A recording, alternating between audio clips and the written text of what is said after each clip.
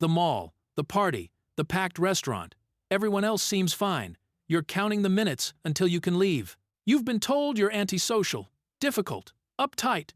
But the people saying that have never felt what you feel in that room. Psychology has a completely different explanation for this, and it involves a secret about your nervous system that most people never discover about themselves. In the 1960s, psychologist Hans Eysenck discovered that introverts and crowd avoiders have nervous systems that are already running at higher arousal levels than most people. This means a crowded room that barely registers for someone else is already pushing you past your optimal threshold.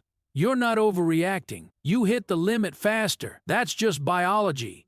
Psychologist Elaine Aron later expanded this into sensory processing sensitivity, showing that around 20% of people process all stimuli more deeply. More sound, more light, more crowd energy, more of everything. Here's what actually happens when you walk into a crowded place. Every conversation, every movement, every smell, every light, your nervous system processes all of it simultaneously at full volume. Other people's nervous systems filter most of that out automatically. Yours doesn't.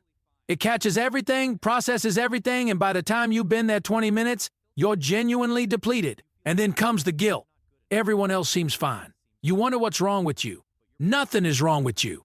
Your system is just processing at a different resolution. First pattern, you arrive early or late to avoid the crowd peak. Not because you're rude, because you've learned through trial and error exactly when a place is bearable. Second pattern, you always know where the exit is. The moment you enter any space, your eyes find it. Not from fear, from the need to know that leaving is always an option. Third pattern, you need a full recovery day after a big social event. Not an hour, a full day, sometimes two. Your system genuinely needs that time to process and reset. Fourth pattern, you have a number. A mental capacity count of how many people you can handle in a space before everything starts to blur. You've never told anyone this number, but it exists. Fourth pattern, you have a number. A mental capacity count of how many people you can handle in a space before everything starts to blur. You've never told anyone this number, but it exists. Here's what crowd sensitivity actually builds in people: an extraordinary ability to read rooms. You notice the tension nobody else felt, the shift in energy nobody else caught. You feel the room change before it changes. You're also deeply creative. The same nervous system that overloads in crowds thrives in quiet. And in quiet, it makes extraordinary connections that a less sensitive mind simply doesn't reach. And you form the deepest connections of anyone around you because when you're with the right person in the right environment, you give everything. Not because you're performing, because you finally can. But here's the honest part.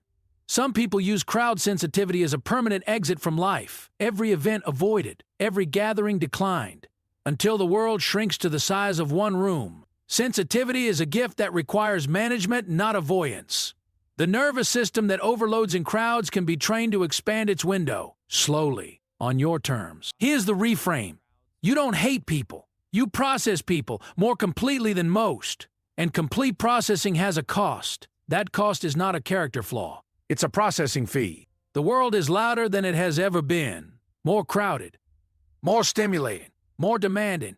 In that world, having a nervous system that says enough is not a weakness. It might be the most honest thing left. You are not broken for needing quiet. You are not antisocial for needing space. You are someone who feels everything fully. And in a world of half attention, that is genuinely rare. Drop a comment if you've ever counted the minutes until you could leave a crowded place. Let's see how many highly sensitive people are in this room. And if this finally explains something you felt your whole life, don't forget to subscribe. Psychology explained simply.